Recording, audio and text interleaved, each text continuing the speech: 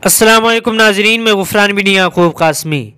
नाजरीन, उत्तर प्रदेश पुलिस के STF ने मुबैना तौर पर गैर कानूनी तरीके से हलाल सर्टिफिकेट जारी करने और मुख्तलिफ कंपनियों से पैसा वसूली करने के इल्ज़ाम में तंजीम हलाल कौंसिल ऑफ इंडिया के 4 अरकान को गिरफ्तार कर लिया है।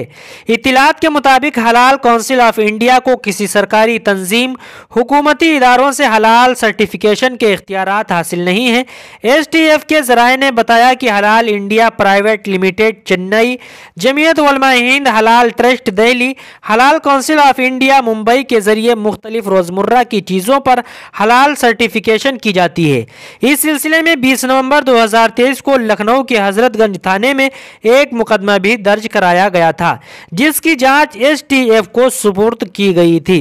उन्होंने बताया कि इस मामले में पूछगछ के लिए हलाल कौंसिल ऑफ इंडिया मुंबई के जिम्मेदारान मौलाना हबीब यूसुफ पटेल, मौलाना मुदस्सिर मोहम्मद ताहिर और मोहम्मद अनवर को तलब किया गया था, जिनके बयान से वाज़ेह है कि कई कंपनियों से लाखों रुपये लेकर रोजमर्रा की चीज़ों को गलत तरीके से हलाल सर्टिफिकेशन किया जाता है।